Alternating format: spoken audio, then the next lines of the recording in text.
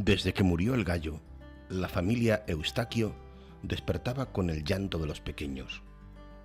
La choza de cañas y barro, situada en un promontorio que domina los campos secos del Sertón, albergaba en sus dos habitaciones una prole de 9 retoños, más la abuela, los padres y el perro.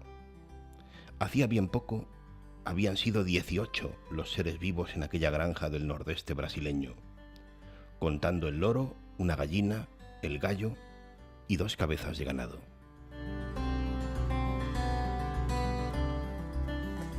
Saludos amigos, bienvenidos a una edición más de 49 o más.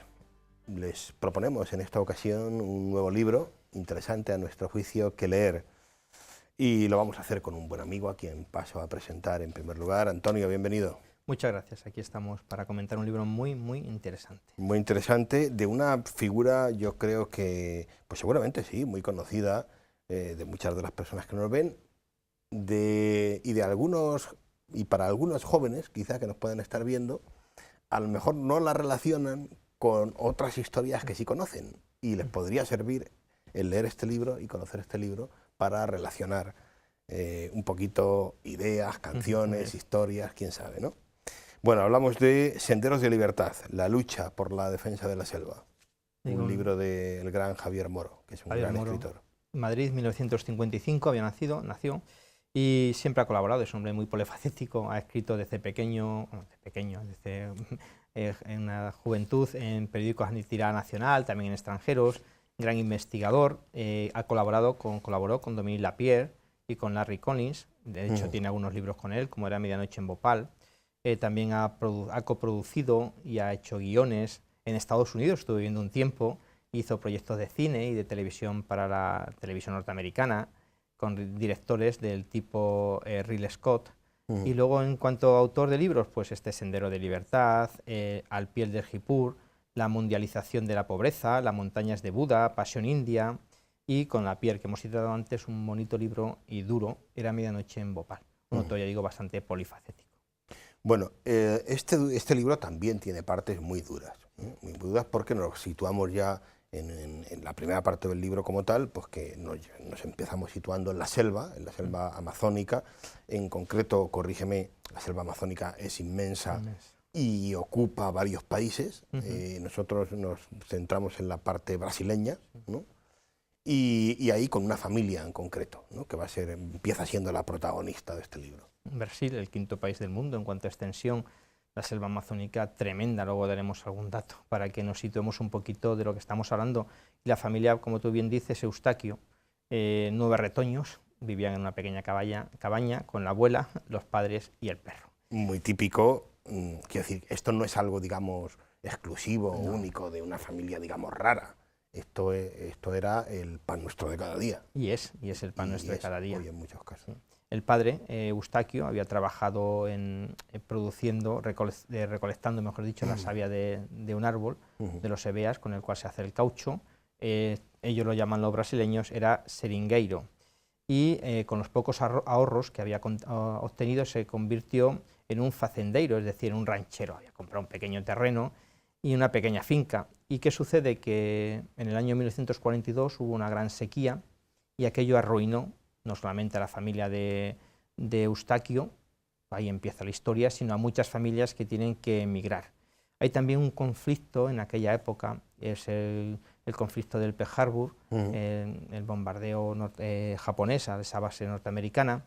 ¿Y por qué digo esto? Porque el 97% del caucho que se producía en todo el mundo venían de manos niponas.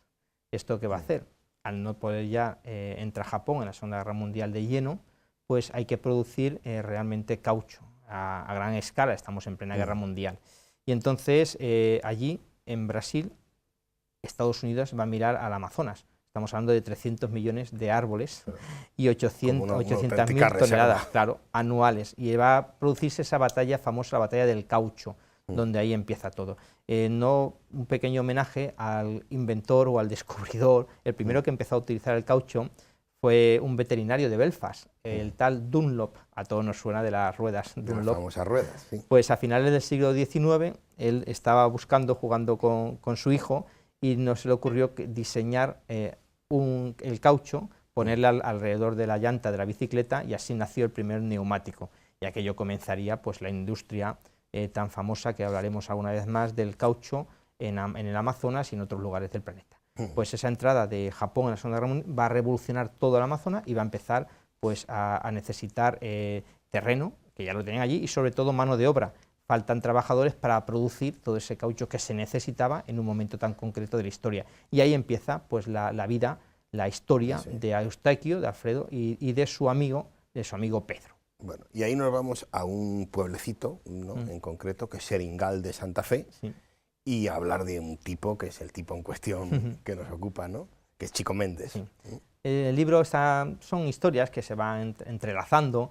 La familia Eustaquio, su hijo, pues se alista en el ejército para producir caucho, y con su amigo Pedro recorren medio Brasil y terminan en esta población donde allí vive la familia de Francisco Méndez.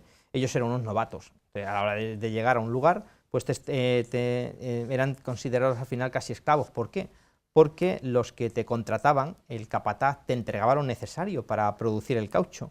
¿Y qué te daban?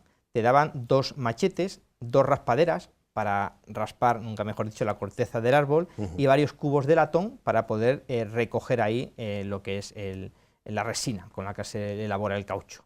Todo aquello, y una escopeta para poderte defender en la selva de los animales, y 2 pastillas de quinina para la malaria. Entonces todo aquello ascendía a 6.000 libras, lo cual suponía, de caucho al cambio, suponía que tú tardabas 6 años, simplemente 6 años trabajando para devolver lo que te habían dado. Auténticos esclavos. Pues en esa situación vivía a esas personas, no sabían, y siempre te llevaban con una familia que te enseñara a trabajar. Y mira por dónde esta familia, Pedro, de la familia de los Eustaquios, y su amigo Alfredo, y su amigo Pedro, terminan con Francisco Méndez, el padre de Chico Méndez. Y ahí empieza ya la historia, una boda. Es muy importante, la boda del padre de Chico Méndez va a suponer una primera revolución por parte de los caucheros. ¿Por qué? Porque Pedro, el amigo de Eustaquio, sabe leer y escribir, y en plena boda asisten otros compañeros que recogían caucho, y va a hacer un pliego de recomendaciones, de reivindicaciones, podríamos decir, de aquel territorio, de lo que pedían ellos. Lo van a firmar 200 caucheros. Y mira por dónde el líder de aquellos caucheros, un año después, va a fallecer. Y también en ese año siguiente a la boda, pues van a hacer nuestro personaje en diciembre del año 44, que no es otro que Chico Méndez. Y Chico Méndez, nos vamos a que el tiempo vuela, Antonio, vamos a avanzar un poco, ¿vale? Y Chico Méndez va a conocer a un personaje importante. Chico Méndez nace en este contexto de esclavitud, podríamos decir, ¿vale? Pero en ese contexto conoce a un personaje que es Euclides Planchao, ¿vale? Que es de esos, luego habrá más, que le van a abrir los ojos a un mundo, y a una cultura, podríamos decir también. Los trabajadores, apunta Javier Moro en el libro, se consideraban felices. El padre de Chico, Francisco, era un hombre tremendamente religioso, y le inculcó a su hijo el respeto a lo divino y el amor al prójimo. Y digo esto porque es muy importante en toda la vida de Chico Méndez, va a conocer a Euclides Planchao, un hombre que vivía solo en mitad de la selva, rodeado de libros y de periódicos antiguos de unos 6 meses más o menos. Y tenía algo muy importante en aquella época, que era un aparato de radio. Le ponía en contacto con el mundo exterior. Durante 6 años, todos los fines de semana, Chico acudía con Euclides para aprender a leer, para aprender a escribir y a empaparse de la visión del mundo que tenía este personaje. Y él le inculcó que el comunismo era la única alternativa para acabar con las desigualdades en Brasil. En el año 64 hay un golpe de Estado militar en Brasil, y evidentemente Euclides, con esta ideología que tenía, tuvo que marchar. Chico dice que se sintió completamente desamparado en la soledad de aquella selva. Se había acostumbrado a hablar con él, sus libros, sus periódicos. Y de repente se queda solo. Se queda huérfano.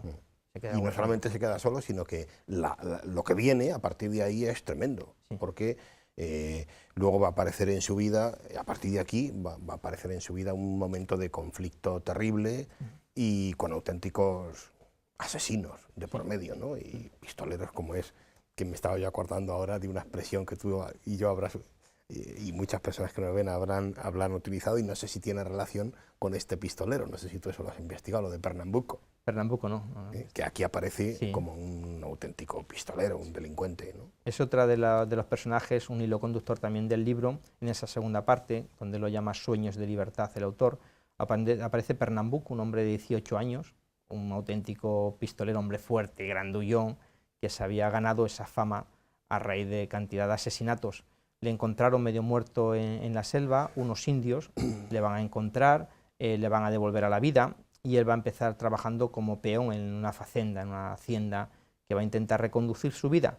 Allí va a entrar en contacto con los indios Cayapó, que le van a ayudar a entender y a ser capaz de sobrevivir en la selva. Es un mundo bastante hostil, que como no hayas nacido es muy complicado.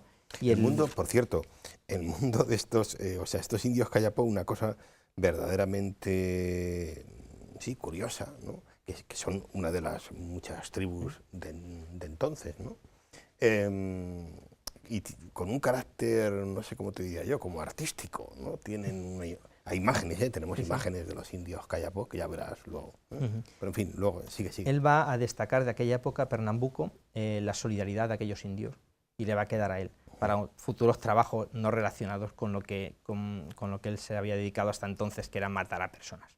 Allí va a acontecer algo muy importante en aquella época, que no se le ocurre otra cosa que al gobierno de Brasil, que intentar crear una carretera de 5.000 kilómetros, que va a atravesar todo el corazón de la Amazonía. ¿Eso que va a afectar? Pues en primer lugar a 96 tribus que vivían allí, y va a afectar algo que vendrá después, que es la deforestación. Algo que hoy en día hablamos tanto, pues empezó en aquella época, cuando se necesita, pues esa carretera teóricamente se necesitaba, y aquello pues va también a influir en esa fiebre del caucho. Ya hemos terminado la Segunda Guerra Mundial, ya no se necesitaba tanto caucho. En el año 1911, los ingleses, ¿qué habían hecho? Habían cogido semillas de caucho del árbol, del hevea, y se la habían llevado a la India, con lo cual en Brasil no lo sabían, pero había otro gran productor, el productor asiático, que iba a desbancar aquella producción a nivel mundial que tenía Brasil antiguamente. Una primera fiebre del caucho a finales del XIX, otra segunda aquí en el siglo XX. Aquello va a caer todo en desuso. Entonces, ¿qué hacemos ahora? Deforestación, no hay caucho, la gente va a empezar a buscar otra fiebre que va a llegar, que es la fiebre del oro. Va a haber una ciudad muy importante en la vida de Chico y en la vida de Pernambuco, que es Altamira. Había crecido con la fiebre del caucho, bajó de habitantes y luego volvió otra vez a retomar. Y dice Javier Moro que ahí en esa ciudad de Altamira, Pernambuco se va a coronar como en el Olimpo de los matones, en el Olimpo de aquellas personas, de los pistoleros. ¿Por qué? Por dos cosas: por su pulcritud y por su precisión a la hora de realizar trabajos. Y bueno, y entramos en otra especie de guerra, si quieres, ¿no? Que es esta que tú acabas de contar, ¿no? La que tiene que ver con toda la fiebre del oro, y que también pues supuso un auténtico daño para muchas tribus como esta, la de los Cayapó. Aquí hace referencia el autor, ¿no? a esta tribu. Sí. Cunde el miedo, Chico empieza a sentir miedo en su vida, se va a enfrentar a los capataces, porque ellos necesitaban también no solamente seguir vendiendo el caucho al gobierno, sino también a pequeños compradores, a otros patronos, a mercaderes ambulantes que obtenían más dinero. Y como no todo da para ello, aparece pues el oro, y aparece un nuevo negocio que atrae multitud de personas. Esas personas que van a ocupar lugares recónditos de la selva, que junto con la carretera van a afectar a esas tribus, muchas de ellas, no digo diezmadas, prácticamente eliminadas por enfermedades que se contagian, también porque no tienen para subsistir en este nuevo mundo. Aparece un obispo muy importante en aquella época, y también que tiene relación con Chico, que es Moacir Grechi. Es el obispo de la diócesis de Acre. Decía antes, para que nos hagamos una idea, su diócesis tiene 106 millones de kilómetros cuadrados. Es mayor que Portugal, una sola diócesis. Pues allí este hombre va a crear... Ahí le tienes. Pues este hombre, su diócesis mayor que todo Portugal, va a crear comunidades eclesiales de base, intentando leer el Evangelio y asumirlo con la realidad que le ha tocado vivir, intentando mejorar las condiciones de vida de aquellas personas. Y va a ser nombrado obispo con solamente 36 años. Chico se había separado de su mujer, su primera mujer no podía llevar ese ritmo de compromiso que él tenía, y va a fundar, junto con Moacir, va a fundar sindicatos, el primero de ellos en el año 1971. Dice el obispo Moacir, dice, estaba, cuando llegó allí, a esta diócesis, ante una elección clara: o asumía la causa de los pobres o negaba mi misión y mi propia fe. Él llegó allí, se encontró esa realidad y tenía que asumir lo que tenía.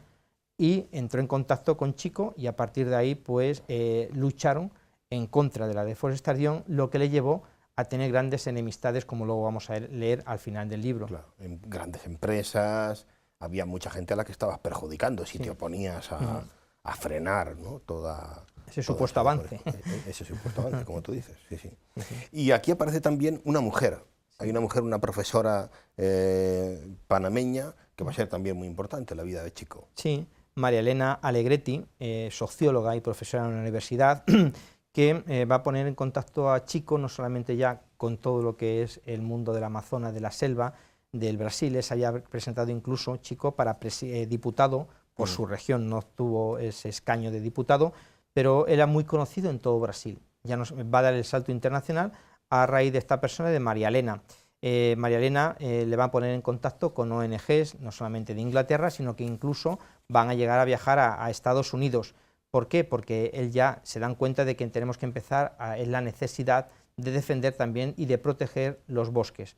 Esto también le va a llevar a enfrentarse con los buscadores de oro y esos enfrentamientos le va a llevar en un viaje a Washington a que allí se dé a conocer, entra en contacto con un senador norteamericano que a partir de ahora le va a apoyar plenamente.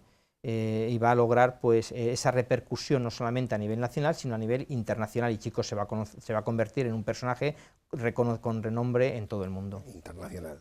En la última parte del libro, nos adentramos ya en la cuarta parte del libro, que no sé por qué el autor la llama la ópera salvaje. Sí, porque ahí empiezan enfrentamientos de todo tipo. Enfrentamientos entre los caucheros, estamos hablando del año 1986, ya prácticamente no era necesario el caucho. Chico se va a enfrentar a los terratenientes, porque luego también empiezan las grandes extensiones deforestadas para ganado. Pernambuco había trabajado para una persona que tenía 15.000 cabezas de ganado en plena selva. Eso suponía deforestar cantidad de hectáreas de selva.